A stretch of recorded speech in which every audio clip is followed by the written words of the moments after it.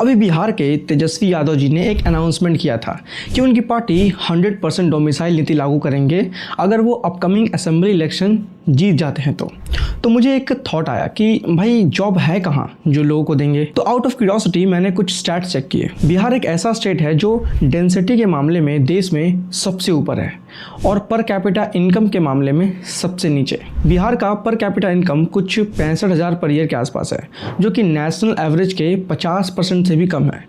ऊपर से पॉपुलेशन में सेकंड नंबर पे है और पॉपुलेशन ग्रोथ की बात करूं तो उसमें भी वन ऑफ द हाईएस्ट है। हाई डेंसिटी का डायरेक्ट इम्पैक्ट होता है हेल्थ केयर, एजुकेशन, रोड्स और सैनिटेशन पे। जब पॉपुलेशन फास्ट ग्रो करती है तो इंफ्रास्ट्रक्चर डेवलपमेंट अपने आप स्लो हो जाता है और कंपटीशन बढ़ता है। जितनी जॉब्स एक साल में जनरेट होती है उसकी 9 से 10 गुना पॉपुलेशन बढ़ जाती है। ऊपर से प्रॉब्लम ये भी है कि सबको सरकारी नौकरी चाहिए, और क्यों नहीं चाहिए होगी। हमरा पापा जी के दुल्हा सरकारी चाहिए। अब डेंसिटी ज़्यादा है तो गवर्नमेंट एम्प्लॉयज़ की भी रिक्वायरमेंट ज़्यादा ही होगी, पर बिहार में सबसे ज़्यादा एम्प्लॉयमेंट एग्रीकल्चर से ही आता है, लगभग 55%, जो कि आज के हिसाब से बहुत ज़्यादा है। अब वहाँ मोस्टली गांव में ये होता है कि अगर घर में 4 बेटे हैं तो 2 माइग्रेट कर जाएंगे दूसरे स्टेट और 2 घर पे खेती में ही हाथ बटाएंगे। पटना और बाकी बिहार में ज़मीन आसमान का अंतर है। पर कैपिटा इनकम के मामले में 2 चीज़ें ही हैं जो बिहार की दशा बदल सकती है।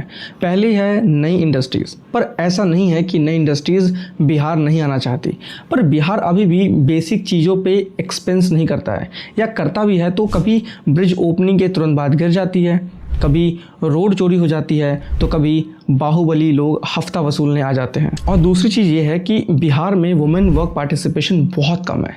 शहरों में बस 15% और गांव में 33%। अब उसको मैं मोस्टली मनरेगा की मजदूरी या एग्रीकल्चर ही मान के चलता हूँ। खान सर ने अभी एक इंटरव्यू में बहुत अच्छी बात बोली।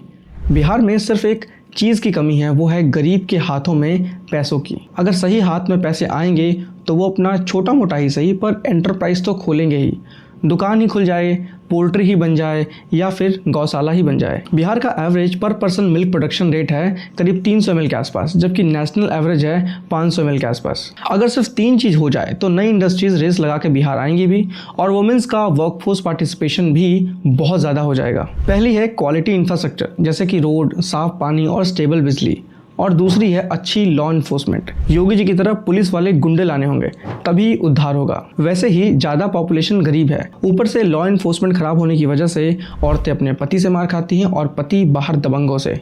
आदमी ऊपर उठेगा कैसे? बाकी आप अपने पॉइंट ऑफ व्यू बताओ। ख्याल रखो, कल मिलता हूँ।